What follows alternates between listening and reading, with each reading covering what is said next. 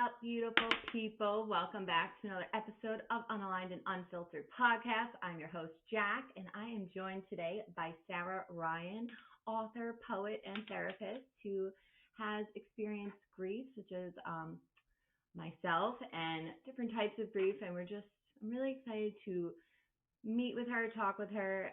If you are online and you've experienced grief, I'm sure you've seen one of her many beautiful poems. I came across her page in 2023 and can't even explain the amount of healing I have just gotten from her poetry. So I'm very excited to sit down and talk with her. So welcome, Sara. Thank you so much for being here. Thank you so much. I'm so excited. I'm so glad we're making this happen. Cool. Well, I guess, to start everyone off, do you mind taking us just a little bit on your journey, why you start, your reason for starting writing, and just a little bit about yourself, so people who maybe aren't familiar with your work just know a little bit more about you. Yeah, no, of course.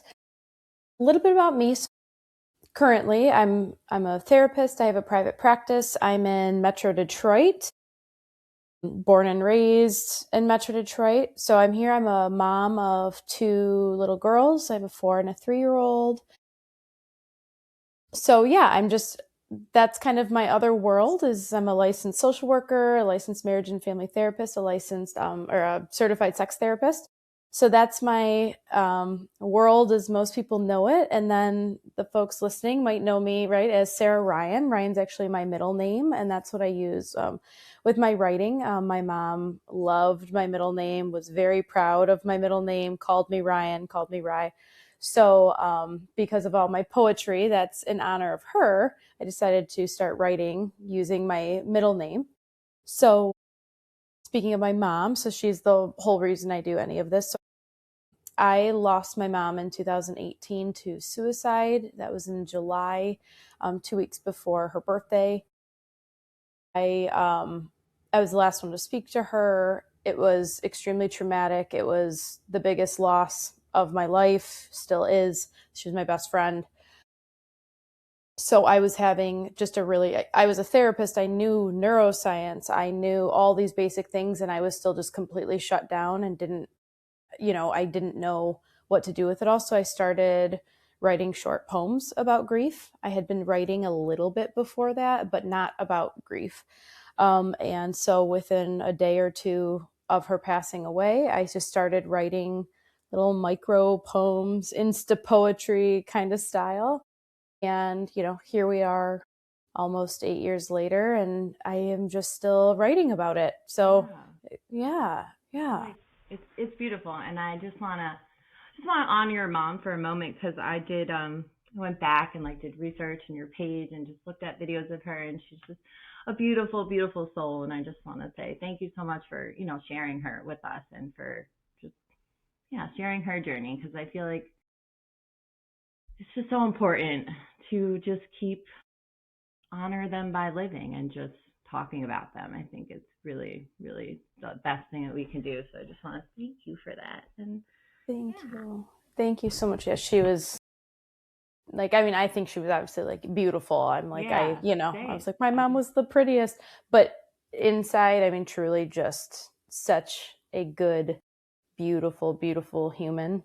So I appreciate that. Yeah, I always like people to know who is it behind the writing, just because my poems are so general, especially as of late. It just is no one knows who I've lost, no one knows who I'm writing about, and so it's always nice to be oh, this is the face that I'm thinking of when I'm writing these poems.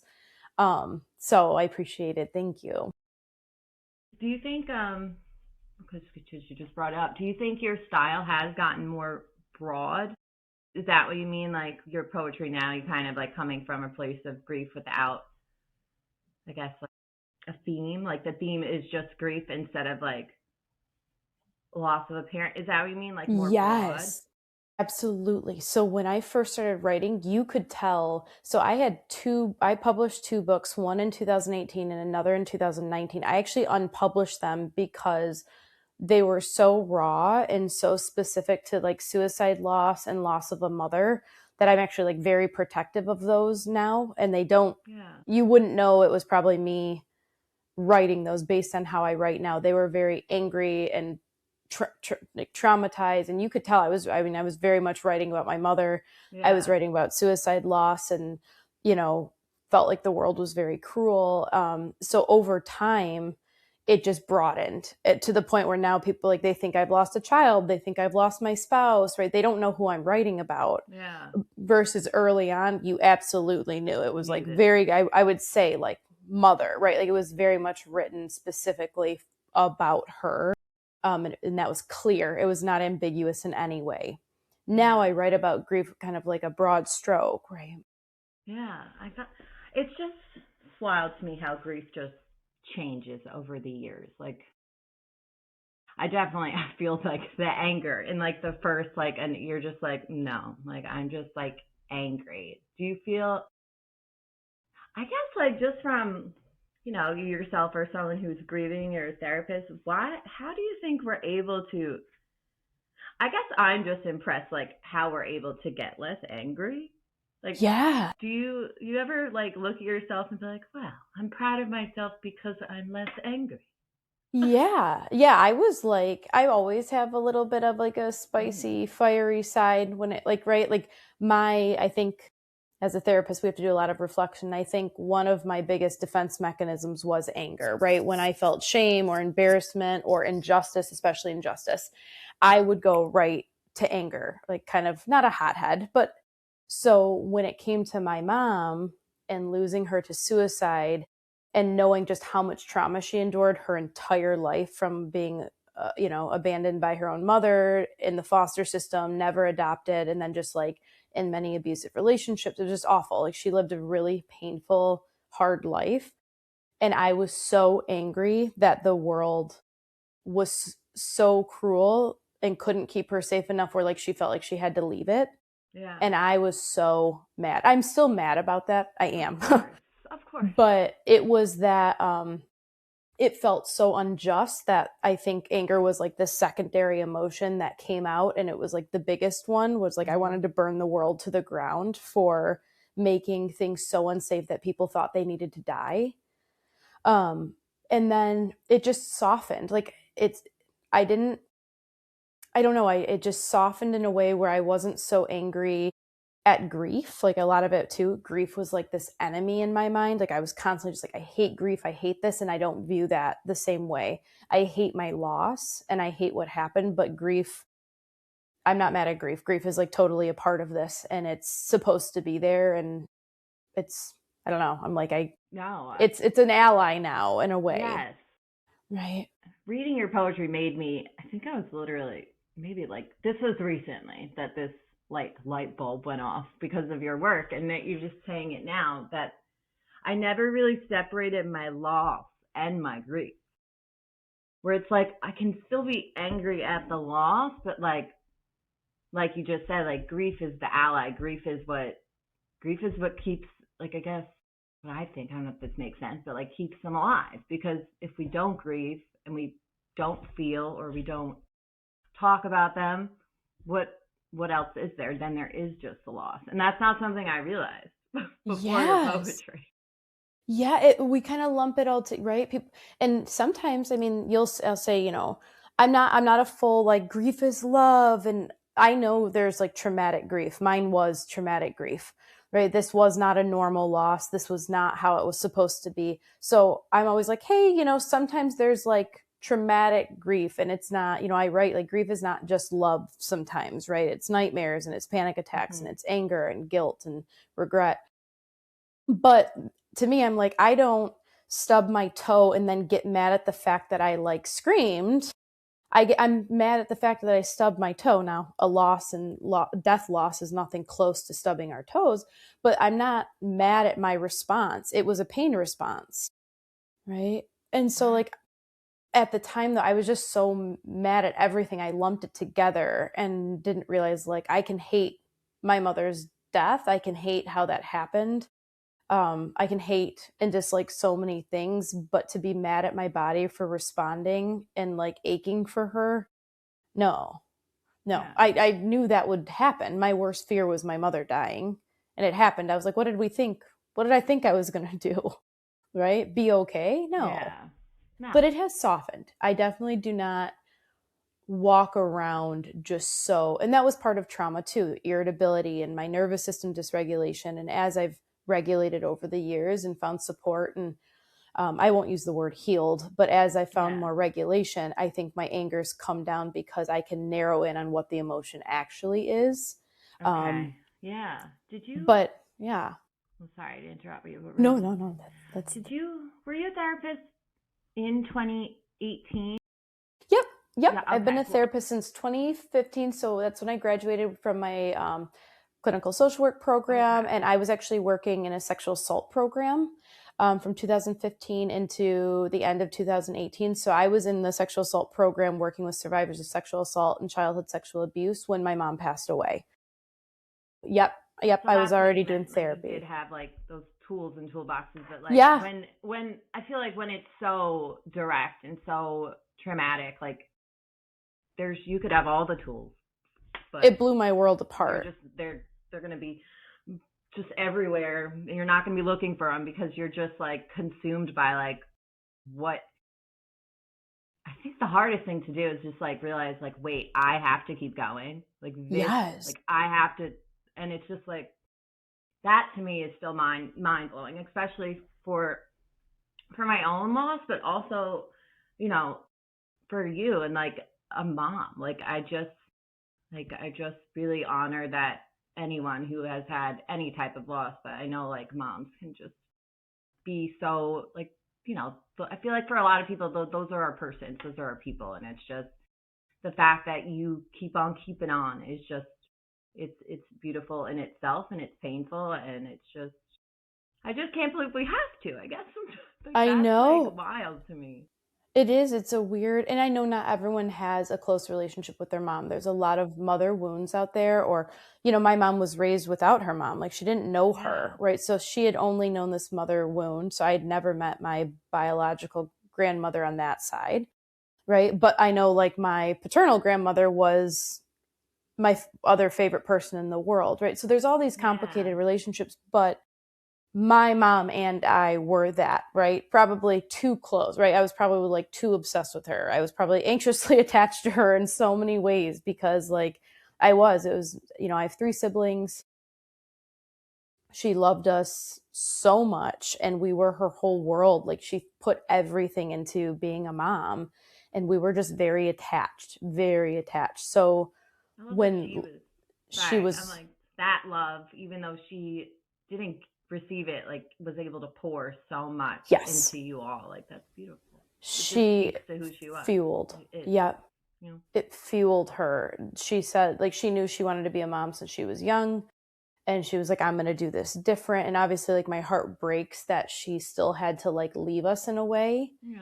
because, the pain got to be so much. But it's almost like she waited. Like, she waited until we were grown and she truly thought, like, we would be okay and we would be Yeah. better. But it was like her, like if you knew her, you had heard about us. Like every coworker, every person, I spoke with her therapist after she passed. I had to call and I was like, I know you can't confirm or deny that this is your client, but I do want to let you know, like my mom did, she did pass away by suicide this week. She won't be at her appointment. It doesn't feel fair for you as the therapist to not know. I know many therapists never get to know. And this poor woman, right, like couldn't, my mom's information is still protected, but I knew it was her therapist because we talked to her, but she was just like, I can't say, Yeah. but if your mom were my client, I want you to know, like, you guys were her everything, right? Like, she was still protecting, but I'm like, I know you're a therapist. And it was just that, like, you knew. So she poured into being a mom and we felt every bit of that. So when she passed, I was single. I was living on my own. I was a therapist. I was not a mom. I didn't know if I wanted to be married. I didn't actually know if I wanted children. So I was 28 and that was, I have my girlfriends and my friends and all that, but like she was my person. Yeah. It's not like I had like a partner to lean on or like, okay, let's, you know, here are my kids. And like, I was just Yeah. like, I felt so alone. And sometimes it's harder for people too, to have kids and a family that they're trying to care for when they're so traumatized and grieving. But um, I definitely was like, I don't know what my purpose is and why I have to stay, Yeah. because like no one will love me like she loved me. There was just something about her love, right? And obviously since then a lot has changed, but I couldn't really, it was really hard to see to the other side. Yeah. I did read. It all makes sense because I don't know how. Any like when you get to like later stages, like now, like I know mom's coming up on 8 years this July, Yes, it'll be 8 years this July. so it does.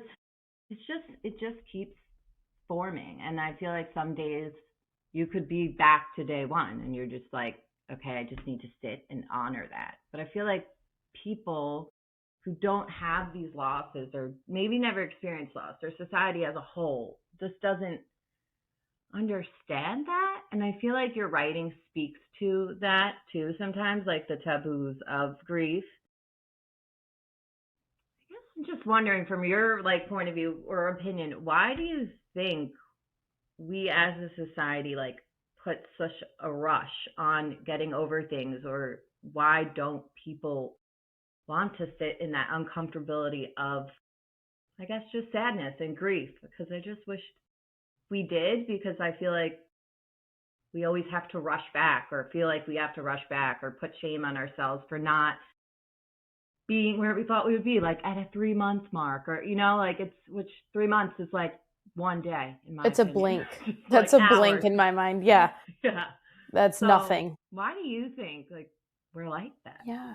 What is Well, I mean, I think that society, I mean, our culture, our society, we are death phobic, we are grief illiterate. I don't think sadness and everything is productive enough, so I don't think it feeds into like the capitalism, right? Yeah. If you're resting and mourning and sitting and doing all this, you're not working, you're not making money. So I think there's the social worker in me that has studied macro level system, Yeah. problems.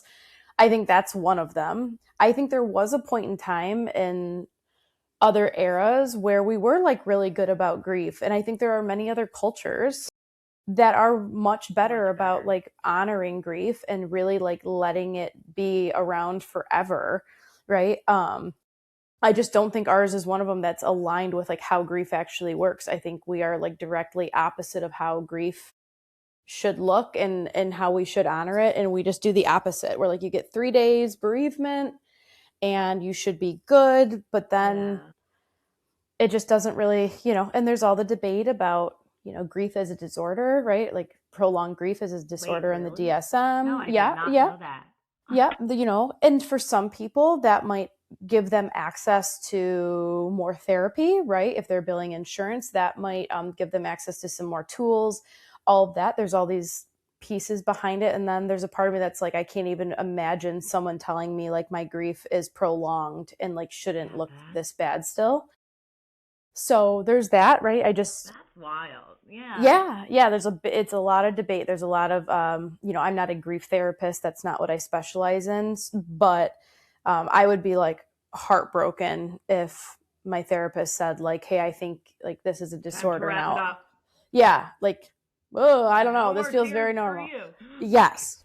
So What? there are people who make the case that it is for, right, like access to insurance and all these things, or, you know, whatever. It's very weird to put that anywhere near like a diagnosis. But so all that to say, I think culturally and societally we have just major issues with like letting people sit, because I think that's too much rest, and I think that's not as productive, and I think people are so uncomfortable with sadness, and we want to fix and we want to keep going, and we are toxic positivity and, Oh yeah, right, that's so all the true. things that we have, like people just, if you sit in it too long, you're moping, you're attention seeking. We're not great. We're just not we're Yeah. not great No, yeah. in When you terms of explain it like support. that, it makes. Yeah. Yeah, I think there's these undercurrents that we could tie it to, like, oh, I'm sure you don't want people taking more time off work because that doesn't make anyone money, right? Like there's all those Yeah. parts, but the parts Like we if you, see are, yeah. it's like if you get the time that you actually need instead of rushing back, or maybe like, I don't know. I wish like I had IEP in school. I'm like, maybe we could just have like individual plans for people and like going back to work with like support, because I just like, yeah, you're right. I think it definitely has to, like, it honestly reminds me of like now I'm thinking of the disability community and like the taboo that's thrown at us for like needing to not work, but we're just being lazy and not wanting. Like it's kind of like the just society. Yeah. Like what we're Yes, built on is just like move, move, move, move, move. No matter what happens to you absolutely. or what's going on, move. Absolutely. Whether it's temporary or lifelong and like a, right, like a permanent, a permanent condition. It's just, yeah, it's so interesting. Like we're not great. We're not great with any disability accommodations. Just everything is so wrong and done wrong. Yeah. And grief is one of those Yeah, it things. is. People who have lost children, I'm like, I don't think you should ever have to work again unless you wanted No, to. Like, I really don't. I think you should just focus on like surviving because, right? I mean, this is why we see mental health crises and this is why we see suicide rates high. And, right, like we are not set up for any of these things, especially grief, which is just interesting because grief is like the one thing we're all going to Yeah, encounter. like we're all, yeah. Um, but yeah, no, we have a lot of fixing to do, which I think we see in this community online. Like we do see, like it's not, I don't even notice when people talk about death, dying, grief of all various forms because I'm just like in it and submerged in Yeah. it all the time. But like most people aren't. They're like, what do you mean you write grief poetry? And they get really uncomfortable. And Wow. I'm like, Like yeah, I found it and I was like, what is this gold mine yeah, of yeah. like There's like this whole treasures that community. speak to my like soul? Yeah, and grief poetry like saved me. I'm like that's what I Yeah. was on Instagram reading poems that were 4 sentences, 4 lines long because I couldn't compute anything else. Yeah, And but it they pack just I so felt so much. seen. Yeah. Your poetry packs like it could be one sentence and like my whole heart is just like on the floor. And I'll be like, wow, like some things that you have written, like which one did I read? I have it down here. And I was like, some things I've just never been able to put into words. And I should have wrote the whole poem out, but the whole poem, the last thing it says is like bury any doubt.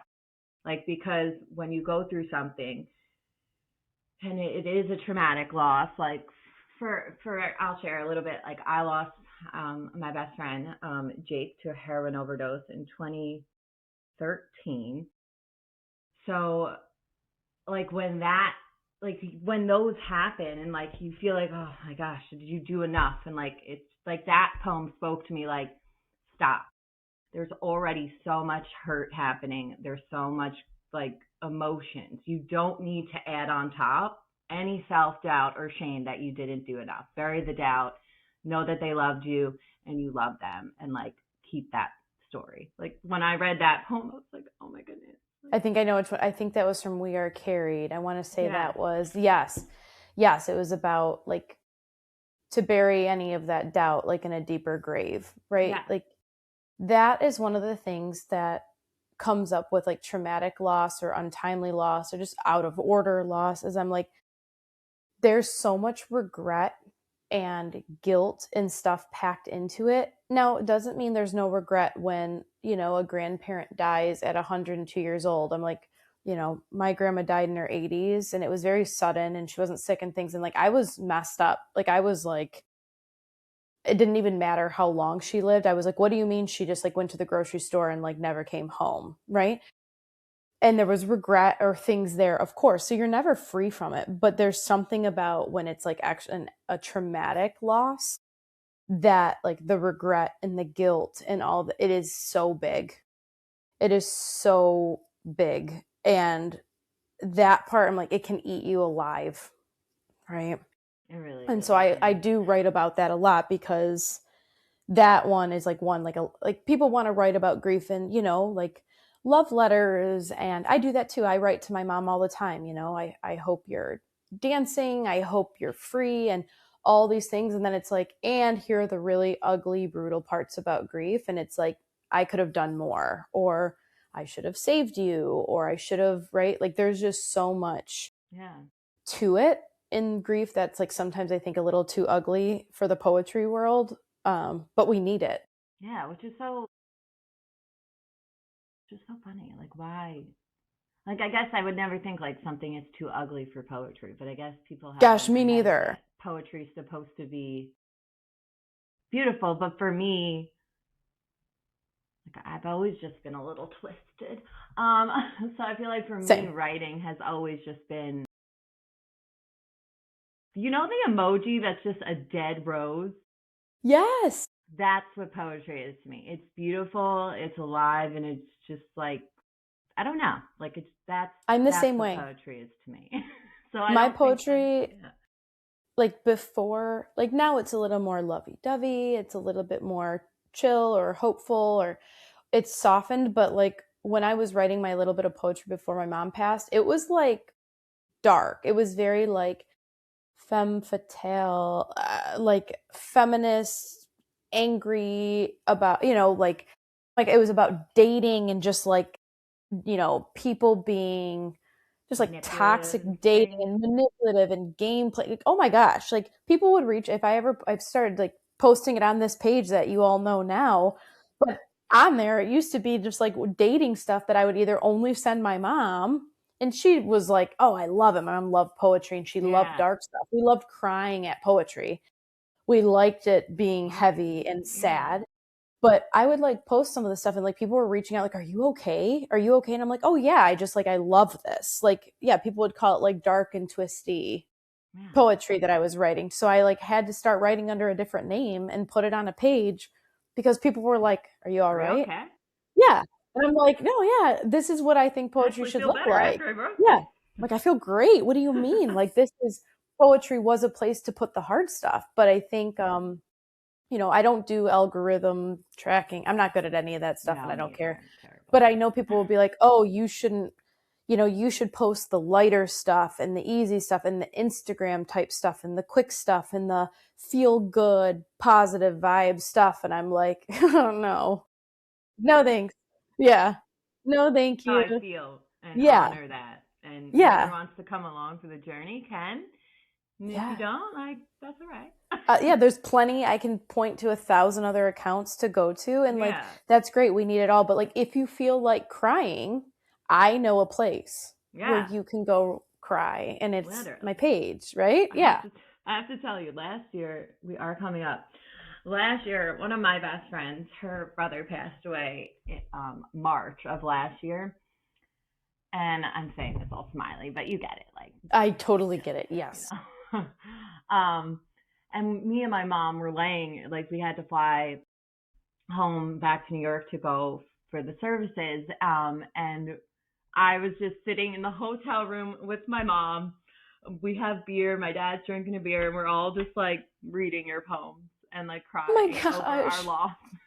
So, Oh. just want you to See, know. that's like it. That's where I was I'm just like, like, that's it. it is because you help. It really does. It's, Oh, my mom was like, "Wow." She's like, "These are beautiful." Like, thanks. I was like, and that's what we did. And it was that a means nice so much. night, drinking beer and reading poetry. Crying over poems. Like I'm like, Yeah. yeah, um anything else that I try to do, I feel like it just like wouldn't be genuine. It would be conforming to something else, and it's just not needed. No. There's never going to be enough people talking about grief to where I'm like, I don't need to change it to be something. There's someone else that writes like that. There's someone else that writes more therapeutic or longer poems or more positive or more, take a more healing stance. And I don't know. I just like, that's not what any of this is for. I don't care. Instagram, like I love that it's connected me to everybody, but that is not what I'm not an influencer. I'm not a content creator. Like I am a daughter who lost her mom to suicide and I'm writing about it. And this is a great place to put it where folks have access to it for free, right? If they want to support me, they can. If they want the books like all together and stuff, like you can, but also here's some stuff, right, for free. Most people are going to do that, right? And yeah, I'm like, a place to cry is just like a place to really, that's what I was looking for. I want the poems that will make me cry. I want Yeah. it to like rip my heart, like crack it wide open. I And need to so feel something I still, gotta feel. you Yeah. know? I get enough of all the like lovey dovey, right? And I love writing. Like I hope they're waiting for me, and I hope my mom's face is the first thing I see. And, I hope you're free, and I hope you don't hurt. And that is it is a part of this. And those might feel comforting. And then there's other ones where I'm like, these are not comforting poems, but it's real. But it's real. Right. Yeah. I love that. I love what you're doing. How, as someone who I think like starting to like get back into writing, how does it feel? Like, how does it feel each time that you give a piece of yourself away online or like your book? Like, how does that feel for you each time? It's very scary. I have not, I'm sure if I was someone who was like, this is my full time gig, this is what I've always wanted to do, like maybe it would feel different and like not as scary. It feels very vulnerable for me. Um, that's gotten easier over time, but I'm so protective over my mom and I'm Mm-hmm. so protective over the way I grieve her that it's very scary because, the internet is wild and it is like cutthroat out there. And I'm It like, is. well, if someone comes on here and says something, they're going to say like, well, you put it out in public, you deserve it. And I'm going to be over here wanting to like throw hands. Yeah. And so I get very nervous I'll of come with like, you. We'll ride at dawn. yeah, I was going to say, I'm like, we write it down because yeah, and so far it has actually been wonderful. So far, I have not caught any weird, like a poem went viral and now I'm getting a bunch of people coming on saying awful things. No one is like suicide shaming. No one has done any of that because like I know that will be really hard for me the day that it does happen. Yeah. But so far it's been more rewarding to give these pieces away and these pieces of my grief, like sharing it. It feels like it's keeping my mom alive. It feels like she is helping the world in the way that I think she could have if she had the resources. Yeah. When I write a book, my mom her dream was to like write a book, not like fiction, but like, like an autobiography. She wanted to like Yeah. write her story and she never got to. So it feels like I'm sharing her in a way she never got to. Yeah. So far, it has been scary, but worth it. I will let you know if that changes. Yeah. I'm glad it's. But yeah, social media itself stresses me out, and I get um, the whole just like being chronically online is very freaky for me, and Yeah. that part I do not like. So yeah, it's like it feels really good when a poem comes to me, and if I decide to share it, that feels lovely. And when it doesn't, I just never want that to feel bad. Like I have to write. And Yeah. and I social agree. media will that pressure has presented where it feels like, oh my gosh, I haven't written in a few days. What's going to happen? And I'm like, nothing. Nothing. Nothing's going to happen. Yeah. Right.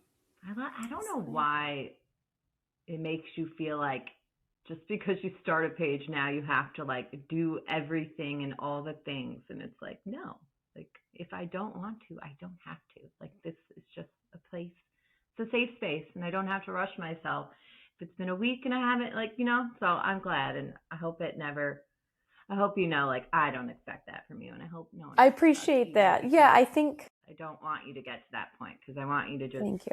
share what feels good and maybe keep to yourself what feels sacred and you don't want to share. Yeah. So, And that's what my like true community on there. It's been a very slow build of people who are like, they see me as a person grieving, right? I'm not just yeah. like again a content creator or a place to come like consume. And Or like if I've I healed and this is like, this yeah, is oh my gosh, like no, like this is real no. life and I'm a person. Thank Yes, you. I'm not making reels. I'm not posting every day to make sure like the algorithm kicks. I don't even know how it works. I think you post every day or whatever people say. And I'm just like, no, that is like, I'll delete the whole thing if we have to. I don't want to ever do that Yeah. because people have access to it that way. But, I started like a newsletter because I'm like, this feels a little bit different because it's smaller. I'm not just like having to create something that's like has to catch someone's eye. So Yeah. there's different, when I'm doing more local, or like not just local, but in-person events, and that it Good. could be like 10 people and it fills my cup so much. So I appreciate that. I think I'm going to be, I'm being extra intentional to make sure that does not happen, because I do not want this thing ruined, Yeah. because it's been so amazing for me and so healing. Good. Well, I hope it stays that way. And Thank you're, you. because I just had a brain fart. But you know what I mean. Like, I hope it stays that way because it deserves to stay that way. And just, like I said, we'll ride at dawn if anyone Yeah, I was gonna say, I'll let you know. Yeah. asks. Yeah. Oh. I do have, so I do have a question. It may be a bit heavy. How do you feel about phone calls now?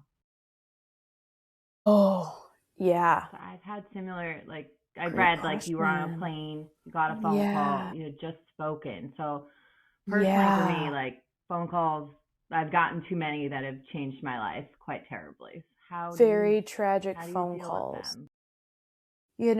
It's it might feel a little different, because my mom had dealt with suicidality throughout my entire life. So she had, they believe, a borderline personality disorder and possibly a mood disorder as well, but underlying was CPTSD, right? So she had attempted suicide throughout my entire life. Um, so those phone calls were normal every few months. Sometimes there would be a year where it would only be like maybe like one attempt. And I don't know how long we actually went without an attempt. It could have been years. There could have been, it all kind of blurs together. So we would often, not often, it wasn't like every week, but we were not unfamiliar with a phone call saying like, hey, your mom's in the hospital, your mom's in the ER, or get a phone call from her directly and I'm calling 911 because I can tell something's wrong, Something's wrong. right? Yeah. So this was the first phone call, obviously, because you can only die once, thank God, because I could not do this again. But this was the only phone call I'd ever gotten that said like she was actually gone, right? We had saved her, or she had survived so many times that we actually thought she was immortal. Like we did Yeah. not think she could die. That was like how we coped as children, was eventually she would just, tire out and she wouldn't be able to attempt suicide anymore, and she would see that life's okay, or we could find peace and she would be okay, and she would just get old and not need to like escape Yeah. anymore. So that phone call wasn't like, I think, other phone calls where people get the whole, right, like so and so's in a car accident, so and so overdosed. It was like we'd always gotten phone calls. This one happened to be, I was boarding a plane talking to her. I could tell something was wrong, right? And I was like, she seems like she might be under the influence. And she was saying, is it okay? She said, like, can you please let me go? And I was like, no, I'm not letting you go. And I was like angry because I had dealt with this my whole life. Yeah. So I would get like Totally. irritable.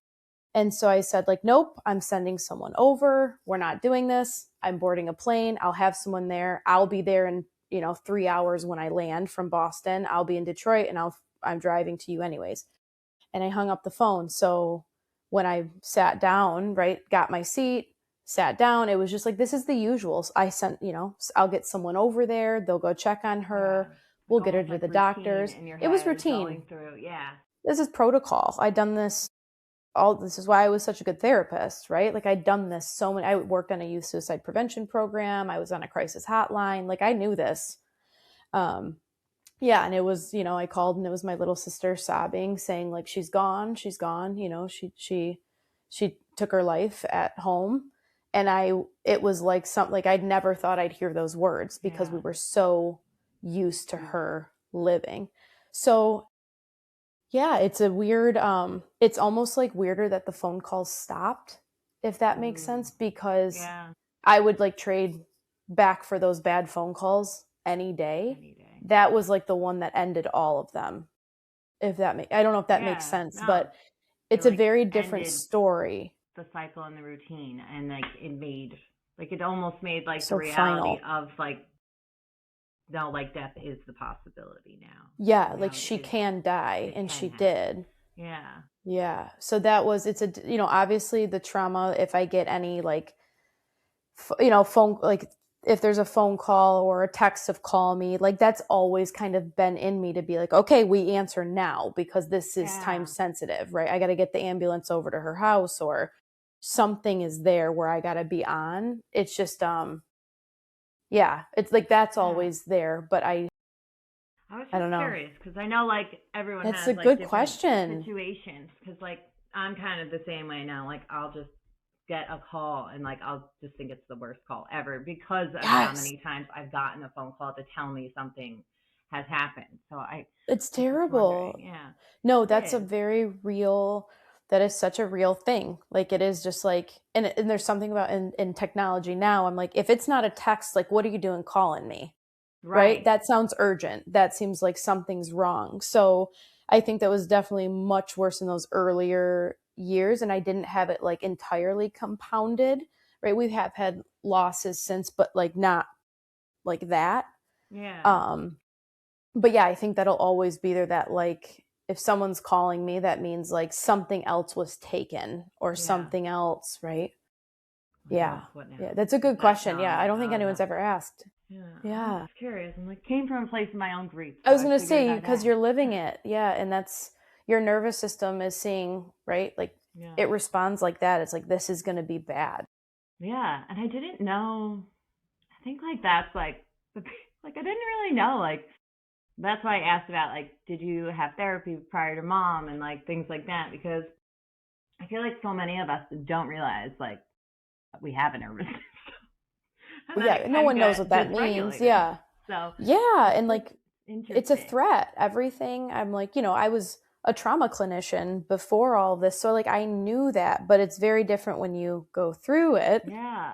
right? And just like logic didn't make sense anymore and like everything was registering as a threat and like my nervous system was like your entire world is rocked, nothing is safe, anyone can die, even people who have never like have you know defied death so many times, like anyone can die at any moment. And I'm Yeah. not going to say I'm like not over that. If you talk to anyone that knows me, I'm definitely the person that's like, what if something happens to my kids, what if something happens to my husband? Like it's not gone. I am someone that like I cry all the time holding my kids at night, like please universe, don't take them from me. I'm Yeah. constantly worried my husband's going to get in an accident or be sick. Like if people think that goes away, like no, there is still absolute trauma through and through, and my nervous system is like always wondering who's who's getting taken next, Yeah. because that introduced the idea that like anyone could die Yeah.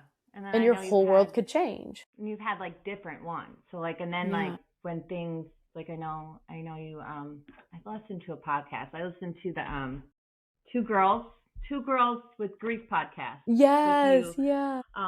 as their guest and that was just a really good, beautiful oh, I hate when this happens, my brain. A really good episode and I was just gonna go somewhere. What were we just talking about? Talking about different losses. I know we were Right. talking about, And you I did think I had talked mention about my your niece niece. on that one. Yes, Sahara Yeah. Ray. I never got to meet her, but obviously I got to What was like her name? Sahara Ray. Sahara Ray. Yeah. So Beautiful. my little sister and her husband, they didn't know, they definitely had a sense it was a little girl, but they didn't know until the day, they found out that she had died in utero. So they named her like that same day that they found out like her sex, obviously, but she had Yeah. already passed. So that was like a loss we had never experienced. And obviously my, as auntie, is very different Yeah. than the intense loss my sister's gone through, but that was like awful because my mom wasn't here. And so it was compounded for her. It was weird to step in and be like, the sister showing up and my mom not being there Yeah, for like a her. sister Like, mother figure almost yeah, because it yeah. was, it's a weird space just because she would be there. Like my little Yeah. sister and my mom were very close as well. So like my mom would have been the first call. She would have been there. So it is weird going through losses, now, and we're like, oh, she would still be our number one. Like, Yeah. hands down, it as a parent now, I'm like, for all of my stuff, I'm like, my hard parenting days and the days I'm like, I don't know how people do this. I'm like, all I want to do is call my mom. All I want is like, Mom, just tell me I'm doing a good job. How'd you do this? I want to tell her thank you. And I appreciate everything you did so much more. You did this with like trauma and PTSD and all this stuff. And I don't, with 4 of us, and I'm struggling with 2. Right. So yeah, it's different losses, not always deaths, but there's like losses show up in every day, I think, for us, like who are grieving. Right. Definitely. How now you mentioned your daughters, I think I just want to bring up how I find it really beautiful that you want to talk directly about death. I did saw you also have a book, right? The Little Ladybug. What's the name of that book? Yeah. My mama has a mama too. My mama has a mama too. And Yeah. um, could you just? I just feel like not enough people talk directly to children about death. And could you just like talk to me and like people listening why you want to and why you believe like because I also do believe like that's the best way for kids to like understand because when we do put like confusing what's that word Like, euphemism yes, euphemisms. Yes, um yes. on death and like even like all the subjects I feel like that are so important for children to just understand what they are, we put euphemisms on them. Yes, we do. We are Like sex, very taboo. grief, death, like all of it. So could you All of just it. talk to me about? Because I just love that. I love the book. I find that so important.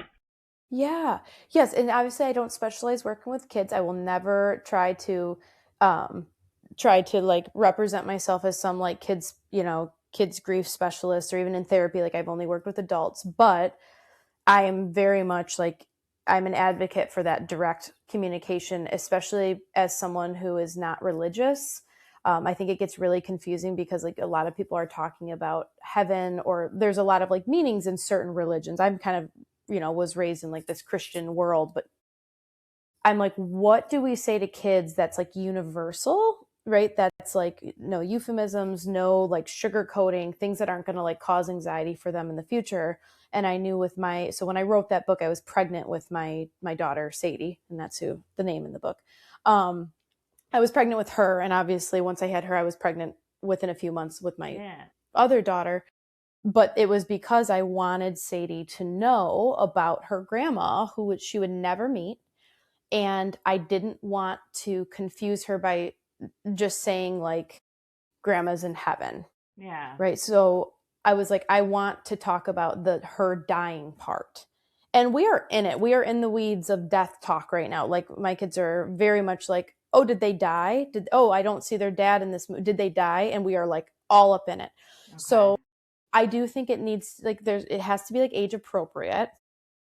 So they're like just even grasping what that means. And like, does that mean people come back? They'll say like, is Ladybug Grandma coming back? And I'm like, nope.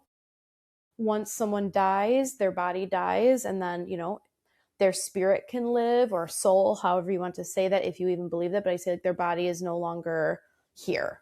Okay. I have my grandma and my mom's ashes in urns right in front of me. So like this is in my office. My kids are in here, and I'll say like they don't quite get that, and I'm not like those are your grandma and great grandma's ashes, but I'll say like this is where I come to talk to them, or right, like I'll say like this is Ladybug Grandma, whatever. But I always wanted to avoid saying like, oh, like grandma was like, people just get sick. And that's even tricky. They'll say like, why did Ladybug Grandma die? How'd she die? And I'll say like, her brain was really sick. But that's something like I can't explain suicide yet. Right? I can't explain that. I can't explain mental health yet, but I do try to like use that language. I don't say like they just went to sleep. No, because I don't want my kids to be afraid to fall asleep or afraid when I fall asleep, right? I don't just say, they're in heaven with like a God or anything, because we don't like do that here. So I was like, I need some like language. That is our favorite book in this house all the time. They don't know their mom wrote it, which is extra funny. So they just like, they want to, they don't know that's me. So they're just like, I want to read the Ladybug book. And, oh, does this mean, this ladybug, like did her mom die or did her grandma die? And it just like we have this conversation about dying. I don't know if you've ever seen a Disney movie, but there's a lot of death. And so I was like, how did we get through doing this without having the conversation about death? right? So I think my mom was much more direct about death, but I was really bad at death. So she would say, like, we will all die. Like, one day my body will not be with you. And, like, just know I'm with you. And, like, I will always, like, my spirit will always fight to be with you and my energy will be with you. But, like, my body will be gone one day. And she would talk about it and I would be like, absolutely not. I was very much like denial. Yeah. Like, I would, when animals died, I was a wreck. I think we can all tell just based on my poetry. I don't get over things. I don't move on quick. And she was like, yeah, that's just who you are, honey. Like, my mom would just be like, you, like, grieving, you grieve deep. And that is just like who you are. And I don't want my kids to have that like taken from them just because I'm trying to like protect them from that feeling. They will grieve me one day. Yeah. And I will be lucky for that to happen because I better not be grieving them, right? No. So if we are one of the privileged, lucky people, they will grieve me one day. And I want them to like totally be in touch with that and not be like blindsided for the first time. I really respect that, and I find it You to be know? really, really important. And I wish, not like there's a right way. I just wish more people would talk more directly to their children because I think it does help in the long run. So I just love that. Yeah. Thank you. Yeah. Or just like they don't want you to be sad. I'm like, of course. No one That wants to like be of sad, course no one wants to be sad, but like you're so entitled to feeling sad. And like they do get sad about my mom. Like, oh, does she come back? Will we ever get to see her? Can I see her? Like, is she in the sky? Like, you can be sad about that. They see me get sad. Are you sad, mama? Yeah, I'm sad. That was my mom. I love her. I miss her. And that's okay. I don't want you caretaking those feelings, but I want them to understand like things will be sad and death can be sad. Now they don't need to understand like the trauma parts or all of that, but there will be like there will be a day we will have to discuss like grandma died by suicide, and I will have that conversation because I'm not ashamed of her or her journey, and I'm not ashamed of how she died. But yeah, so I think there are some wonderful accounts that are online that like people do specialize in grief and have like the research around talking about death directly with children, and like they show kind of like age brackets and stuff, and it is so helpful. Like I look at those often, like, okay, am I saying too much? Is this too much detail? Is it not enough? But it's the same thing like with sex. I'm a sex therapist. I'm constantly trying to figure out what to say to them versus like what they're not ready for yet, but I want to be like very informed and medically accurate and all that. So yeah, we're very direct in this house, but we still want to honor their age. Yeah, no, and I think just directness in general, like you said, with sex, and that's amazing to just start that. And then also, I feel like directness with grief kind of gives you that, like when we put euphemisms and make it taboo, it almost takes away being able to continue our own grief in front of our loved ones. And it's like, it's so important to have that, to be able to do that together.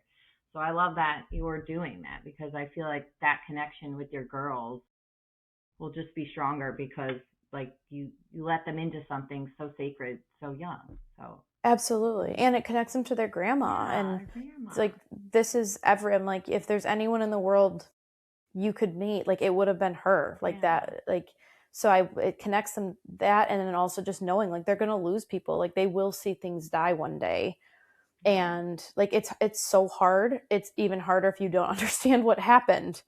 Right. So now you're grieving and you don't even know what it is. I don't want to do that to them. It already is such a process, So yeah, we'll see. I mean, I don't know. Maybe one day. I don't know. Flowers. I'm like, that's amazing. So yeah. Thank you. Thank you. One other thing I wanted to talk to you about is gratitude and grief. It's such a funny thing. Like I feel like you do it good with your poetry because like you can tell like when you're having gratitude and when you're, and it's funny everyone knows the mood side by side. And now like I'll tell myself like every birthday I'm like, age is a privilege to die to many. Like that's what I tell myself. The older I get, like no longer bitch about getting older. Like I feel like I love that it. Like years ago. But it's weird. Like how did you get there, and like what's that been like for you to hold them together, the gratitude and the grief? Yeah. Oh gosh, I feel like it's still yeah, like you said, you can probably tell even just like what poem I posted one day or whatever. I'm like, it flips, right? One day it's Yeah. just very much like, I can't believe I lost her. I can't believe this. And then it's just like, oh my gosh. The next day I'm like, I can't believe she was mine. I can't believe I got that lucky. I can't believe I got 28 years and she had zero memory of her mom, right? Yeah. Or people who have endured child loss. I'm like, and I connect with so many Mhm. folks who have lost children or siblings and things. And so I'm constantly trying to keep myself grateful, but not in a way to minimize my own grief or cancel it out. It's very easy to say, well, I just lost a mom. I didn't lose a child. So, and that's actually more of like a minimizing, shutting down rather than like gratitude. So I actually try to practice like gratitude is very like specific to my mom or to me, right? Like Yeah. I'm safe in a home and I'm a mother and I have the most amazing husband ever. And I think my mom put all of these people in I my was gonna life. say because it Yeah. happened so like mom Handpicked. Yeah. passed away, and then like you met your We started husband, you've dating a known since couple months 11, later. and like Yeah. it's just like your Yeah. whole life, like it is beautiful, but like we were talking about earlier, it's like hope you don't take offenses. It's like that rose. Like I feel like when we walk with grief and we get love, it's just it's twisted and dark and light our whole It life. is. And sometimes I'm like, oh my gosh, I'm so grateful. That means, and this is trauma. I'm so grateful. There's so many amazing things. And then I'm scared that I said that. And they're gonna, And yeah, that means like something's going to get taken, right? It's going to like balance it back out. Cause that when the year my mom died, I said to her a month before she passed, I said, it feels like this is the best year I've ever had. And like everything is just like going my way and my cup is so full and I'm traveling and I'm doing all this stuff. And for a long time, this is like a cognitive distortion. And this is like magical thinking, all these things where I was like, the universe was like, oh, we need to like put you in your place. We got to bring you down a peg. It was going too well. You need a life lesson. And that's kind of like the narrative I had in my mind was like, I shouldn't have said anything. And so I still have that. I'm working on it. yeah, But I will still say, like, are things going too well? Am I too grateful? Am I feeling too good? Does that mean like the universe is going to like something away. spot me and spot Yeah, it and say, like, hey, she hasn't had turmoil in a long time, yeah. right? So, Let's spice things let's up or spice it let's give up. her some, yeah, she needs a Yeah, challenge again. And sometimes I'm like, please no. yeah. But I have watched people who have not gotten any breaks, Same. Yeah, right? So yeah, it's a balance. It's intentional, and it's just like an ongoing process. I'll probably die doing that. I'll probably die having yeah. like 5 minutes of gratitude, 5 minutes of grieving, feeling scared to be grateful. I'm actually writing something. I have it in my notes app, and I'm not sure how I'm going to shape it yet. But it was along the lines of um, when in the grieving world, like when we practice gratitude, it sounds a lot like we're bragging. But when we're grieving and mourning openly, it sounds a lot like we're not moving on fast enough or we're choosing to be sad. Now, that's obviously not a poem. Yeah, but I have to take those thoughts and I make them make into them like a poems. poem of some kind. But that is like, that's so true. I'm like, sometimes it feels like when I practice gratitude, I'm bragging about the things I haven't lost. Right. Yeah, And then other times when I'm grieving openly, it feels like I'm being too negative or I'm like sitting in the sad for too long. And so even just that feeling of like people can say all day long on Instagram, like grief and gratitude coexist and these both exist at the same time and coexist. But I'm like, it's way harder to actually put into practice, it is. I think. Because I think, Right. like you said, I'll probably die doing that too. Like, Yeah. I'm like, that'll be when's lifelong. the other shoe going to drop? Like that's me and Yes. my sister look at each other all the time. We're like, what's next? It's What's quiet. next? What's Like happening?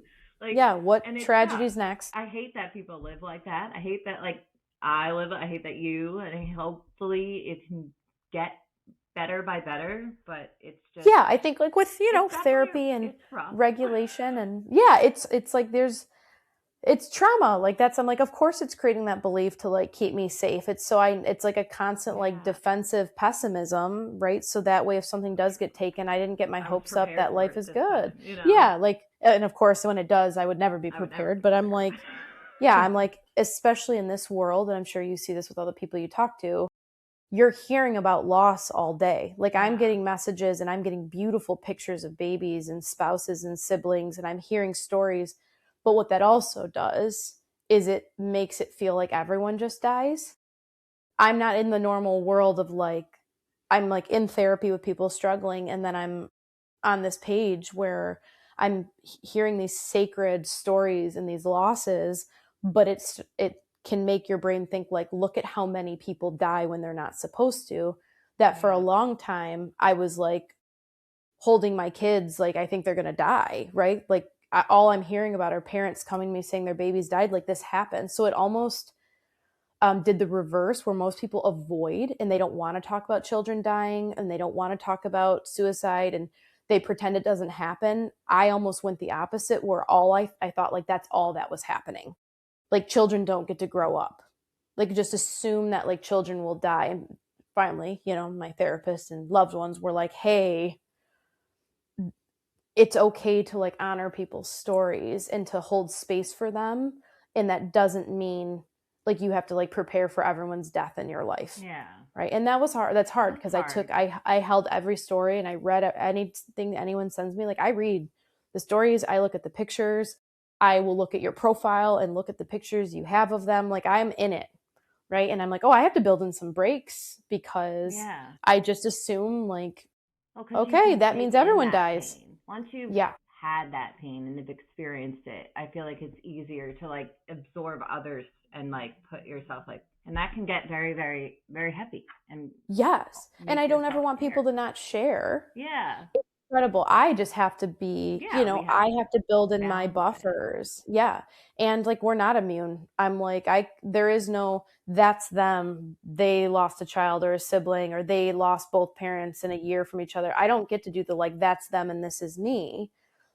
But I also don't have to say, right, like I need to do all of that if it has not happened, right? There is no Yeah. preparing for that. So don't try to prepare for something you don't know is going to It's gonna happen happen. because you can't.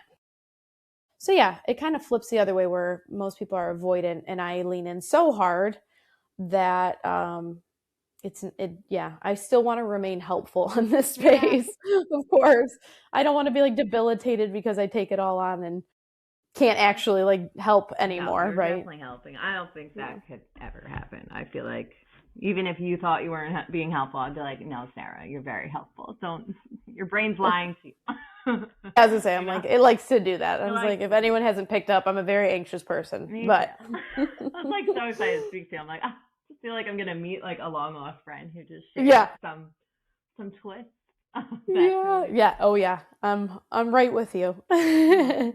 Well, I appreciate this time so much. Is there anything that we didn't touch on that you'd like to touch on at this point? No, this was wonderful. This was such a good conversation. So many good Oh, points. Thank you for your amazing, thoughtful questions. And yes, I hope we can schedule something where I get to hear all about you and your story because I know this is very yeah, we focused could on me. totally. So, I just yeah, really wanted to hear your story and honor the people you've lost because I just, thank like you. I said, the videos of your mom, like her smile and like she's beautiful. I just hope you know that and all Thank the you. love and, goodness to your sister and your whole family. Just, like I know grief is a journey and we're all on it differently, but I hope like it's just it feels like you said, not we're not healed, but it just feels I don't know. What's that word?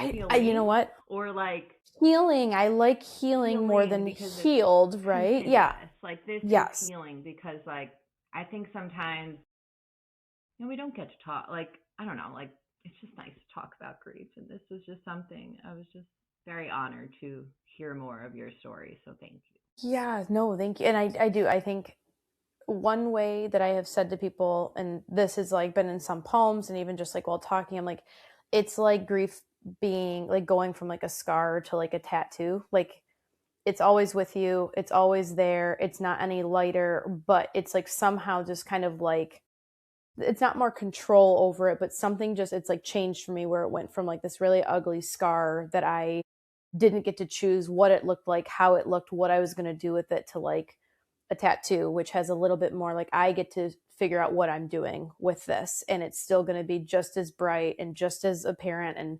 visible. But I don't view it so much like as just like a scar anymore. But when we say healed, that makes me think like the scar is gone and that it's just skin left. And I don't like that because that I'm like, no. You'll see it. It just might not look the same, right? I love that.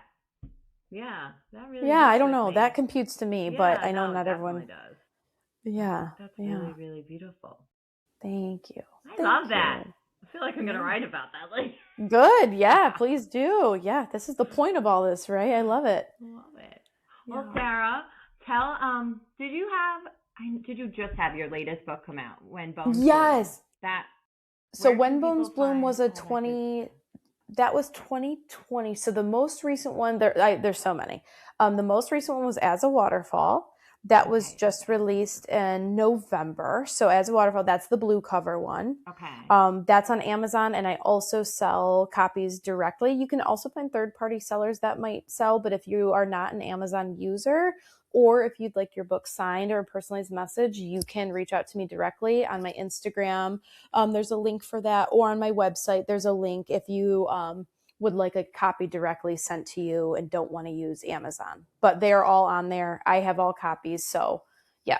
Okay, cool. I love that you do I have to get one of those. Yeah. I love it. I love being able to, I just get to, write whatever message. You can personalize it however you want, or I can, if you just want me to sign or just want me to write a message that comes to me. It's a really cool thing. I love doing that. Because the Amazon stuff, I don't get to see those. Those are just printed and distributed. So these ones are like, they're home with me and I get to write in them and put a bookmark and stickers, whatever. So yeah. That's so beautiful. Yay. Thank you. Well, I definitely want one from you. So I'll go and I'll put all that in the link. Perfect. But yay. Good. I'm so excited. Thank you everyone for listening to this episode, and thank you, Sara, for being here.